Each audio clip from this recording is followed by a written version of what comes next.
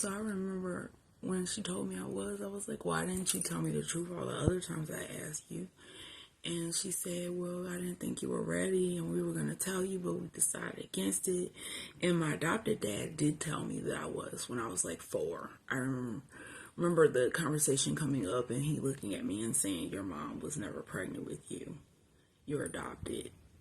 And me thinking, no, like, why would my mommy lie to me? Like, why would she tell me that?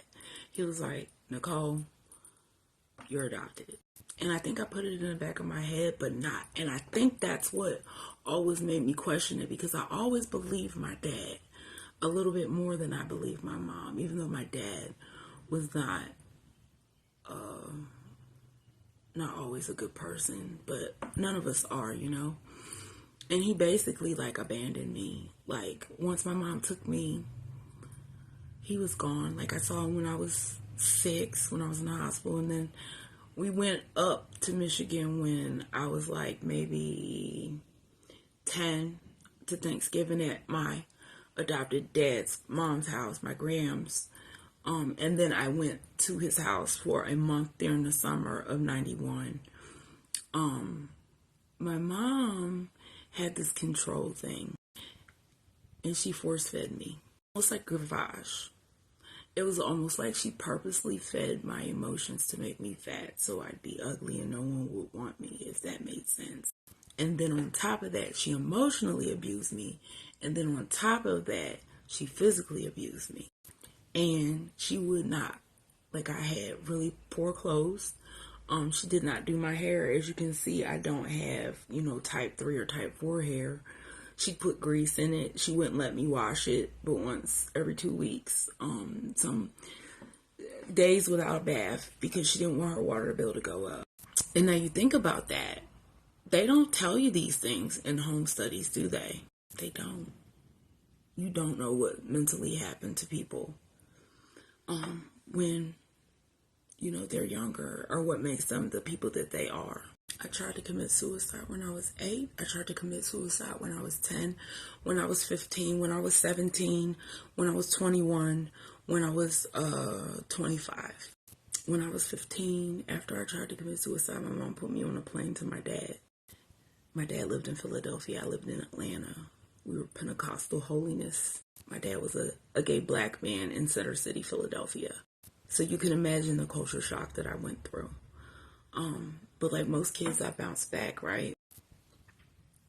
He did teach me how to be a good person, but not really, because he hated me, if that makes sense. He didn't want a kid. And he definitely didn't want a big fat one. Like, I was like 300 pounds when I was 15 years old. Like, I was super fat and unattractive to him. And being a gay man, like, they were all about beauty. Beauty this and beauty that and lose weight. And he was always on me about my weight all the time. And there were times that he even pretended not to know me if someone he knew walked into him on the street. And as soon as I was old enough to be on my own, I was out. I was so depressed because I remember turning 18 and fighting with myself about finding my bio parents because I was really mad at them too. Like, how do you give away something that comes out of you? I had to get myself together, but when I met my mom, I found out that I had a brother and a sister. My sister was 4 years younger than me, so it wasn't like she just went off, and had another baby. Her whole situation was totally different, but not really, because she was still poor, living in Ohio, and we tried to have a relationship, but it was really hard because I reminded her of that point in her life, and she reminded me of, you gave up on me. You just let them take me and give me to these people that don't love me. And it took me longer to locate my dad because he was in prison again. And this stint he was in prison, it was for harming someone again, and he was on his medication, and I found out that I had 4 siblings, and I met them. And I tried to have a relationship with them, but unfortunately, when you're an adult and you didn't grow up together and you have no family in common, even though you're blood, it almost feels like you're still a stranger. Like, we don't believe the same things we did. We don't have any memories. And they had their own trauma too from, their childhood. And they had their own mental health issues too. So now I just have nobody. My grandma died. My dad's mom died in 2008. And her husband died in 2003.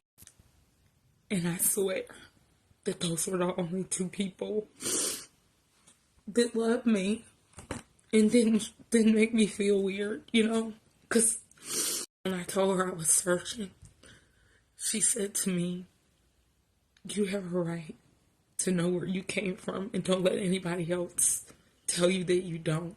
And I want to meet them. I want to know them and thank them for allowing me to be your grandma.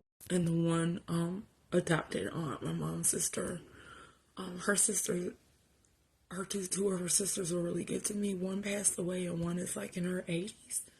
And I see her, but I'm by myself. My kids don't know what it's like to have cousins. My kids don't know what it's like to have aunts and uncles.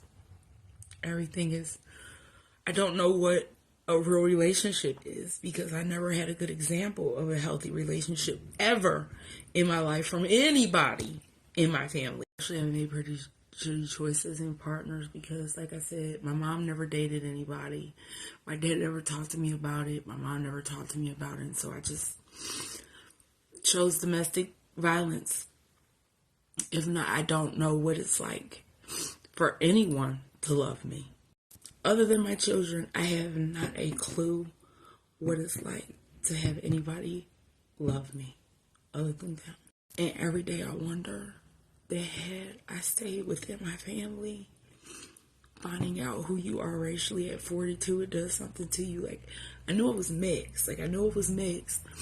But I didn't know the exact mix. And neither did my siblings because they didn't grow up with my dad either. But they had their bio mom. Now, I do have a sister that's 2 months older than me that was in the system, but that's not my story to tell. And you read so many stories like this in your adoption support groups. You read so many stories about how adoption is trauma. And I'm not saying that every adoption is trauma. I'm just saying that there should be a law that kids have to go to family. Family takes precedence over everybody else unless the bio mother is opposed to it. The bio father is opposed to it. Social services should go out of their way to help biological parents make a decision. Do you want this baby to stay in your family? Do you have anybody to stay in your family? Because a lot of times blood is thicker than water. It is. I'm not talking about a mom who chooses to give her baby to someone. I'm talking about kids that are taken into foster care to adopt or taken into CPS custody. Family should always come first. You do not have a home study before you leave a hospital with a kid. So what is that? The toxicity they have in their families, home studies, it doesn't do anything. When you go home with your baby, they have not done a home study, so you don't know what's going to happen. So what's the big deal with someone in the family taking them? Even if you do a home study. If they pass a home study, the child should be transitioned with the family member. Period. You just don't want kids to end up like me. I got a really late start in life. My family tree starts here.